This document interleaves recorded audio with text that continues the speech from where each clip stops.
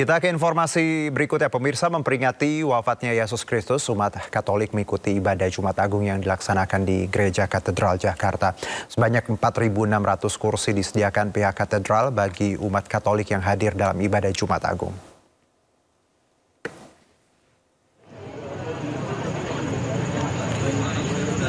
Dalam momen memperingati wafatnya Yesus Kristus, umat Katolik melaksanakan ibadah Jumat Agung di Gereja Katedral Jakarta. Salah satu rangkaian dalam peringatan Jumat Agung yaitu Jalan Salib Kreatif yang dipersembahkan oleh Pemuda Katolik Katedral Jakarta. Jalan Salib Kreatif tahun ini bertajuk Mater Purissima, yang berarti ibu yang sangat suci, di mana mengangkat cerita tentang Bunda Maria yang hatinya terluka melihat putranya Yesus Kristus sengsara. Dalam ibadah Jumat Agung, pihak katedral juga menyiapkan sekitar 4.600 kursi untuk menampung umat Katolik yang hadir langsung di katedral. Kalau tema rangkaian dari nanti hingga Paskah, perayaan Paskah, temanya itu mengacu kepada arah dasar Keuskupan Agung Jakarta, yaitu dari sejak tahun 2022 hingga tahun 2026. Ada 5 ajaran sosial gereja yang setiap tahunnya satu demi satu. Nah, ini merupakan tahun keempat dari arah dasar Keuskupan Agung Jakarta, maka jatuh pada tema di mana kita memberikan perhatian lebih kepada saudari-saudara yang lemah. Ya, untuk mengetahui informasi terkini seputar ibadah Jumat Agung, sudah ada rekan kami Amrina Rida di Gereja Katedral dan rekan Esra Ambarita di GPIB Immanuel Gambir, Jakarta. Kita ke Amrina terlebih dahulu. Amrina, bagaimana jalannya ibadah misa di Katedral sore ini? Silakan. Iya, Juno dan juga pemirsa, memang untuk ibadah Jumat Agung di Gereja Katedral Jakarta Pusat pada hari ini sebenarnya dibagi menjadi 3 sesi. Nah, untuk sesi yang pertama ini sudah dilaksanakan siang tadi, sekira pada pukul 12 siang. Dan untuk sesi yang kedua, ini tadi dimulai pada pukul 15 ataupun juga pada pukul 3 sore. Nah, untuk sesi yang kedua, ini bisa dilihat bahwa sekarang memang sudah selesai setelah dilaksanakan kurang lebih adalah 1,5 jam dan selesai sekira pada pukul 16.45. Nah, untuk sesi yang kedua pada ibadah Jumat Agung ini tadi dipimpin langsung oleh Romo Albertus Hani Rudi Hartoko. Dan memang kalau misalnya kami melihat begitu dan juga informasi yang kami dapatkan dari pihak Humas Gereja Katedral, pada sesi yang kedua kali ini sekiranya ada hampir 4.600 umat Katolik ataupun juga jemaat yang mengikuti. Dan memang dari pihak Gereja Katedral sendiri mengakomodir ataupun juga menyediakan 4.600 kursi yang dibagi menjadi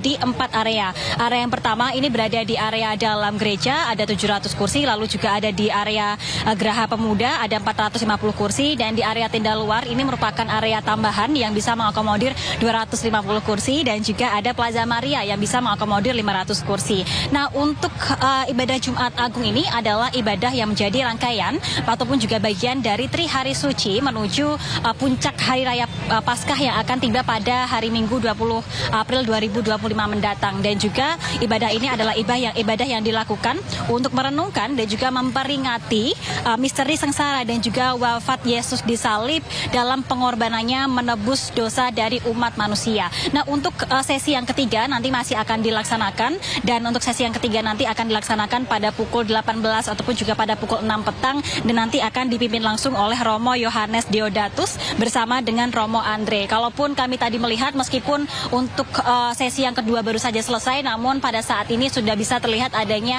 antrian dari jemaat yang akan mengikuti sesi ketiga pada nanti petang, dan juga masih sama untuk kapasitasnya juga bisa mengakomodir 4.600 jemaat pada sesi ketiga nanti.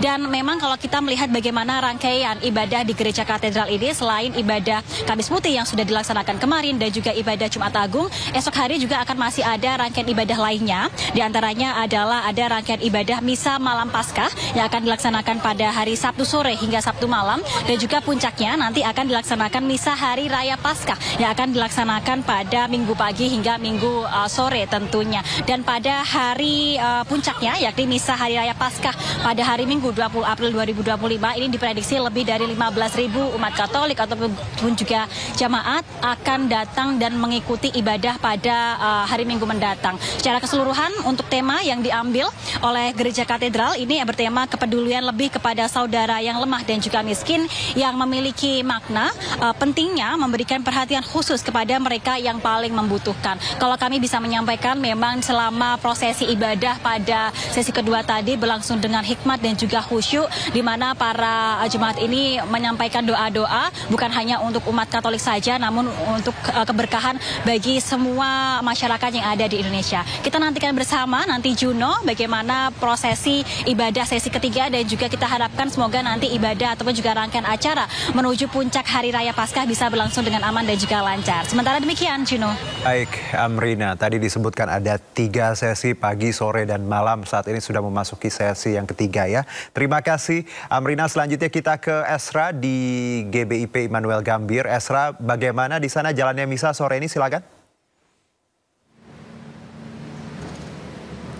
Ya, selamat sore Juno dan juga pemirsa. Ibadah sudah berlangsung tadi sejak pukul 4 sore ataupun 16.00 di tempat saya mengabarkan di Gereja Immanuel Jakarta Pusat atau GPIB, yang mana tentunya ibadah ini sangat dilakukan dengan penuh khusyuk dan penuh hikmat dengan melantunkan lagu-lagu pujian dari Kidung Jemaat. Kemudian juga jemaat tadi sudah juga masuk pukul 4 sore, di mana juga menariknya bahwa rangkaian ibadah ini sebenarnya sudah dimulai sejak pagi dari pukul 6 pagi. Kemudian ini merupakan sesi ketiga, yang mana dalam sesi ketiga ini yakni menggunakan full service, menggunakan English service ataupun pelayanannya secara keseluruhan menggunakan bahasa Inggris. Dan tentunya tidak hanya menggunakan bahasa Inggris, biasanya juga menggunakan bahasa Indonesia. Jadi dari umat ataupun dari jemaat ini bisa memilih jam berapa atau pukul berapa nanti beribadah, mau menggunakan bahasa Indonesia ataupun menggunakan bahasa Inggris. Dan kalau kami perhatikan tadi beberapa jemaat ataupun hampir keseluruhan jemaat ini tentunya menggunakan dress code menggunakan hitam. Kalau kita cermati bahwa mengapa menggunakan dress code hitam, tentunya ini menjadi penanda bahwa adanya ungkapan berkabung, di mana sebagai tanda peringatan wafatnya Yesus Kristus di hari Jumat Agung ini. Dan tentunya dalam rangkaian ibadah tadi, sebelum tadi puji-pujian juga dilakukan, di tengah-tengah ibadah atau setelah ibadah ini juga dilakukan sakramen kudus atau perjamuan kudus, yang mana menariknya di Gereja Immanuel ini sakramen kudusnya dilakukan dengan konsep meja bundar. Jadi jemaat ini diundang per baris sekitar 10 hingga 20 untuk datang ke tengah, kemudian melakukan perjamuan kudus dengan meminum anggur ataupun memakan roti kudus yang sudah disiapkan.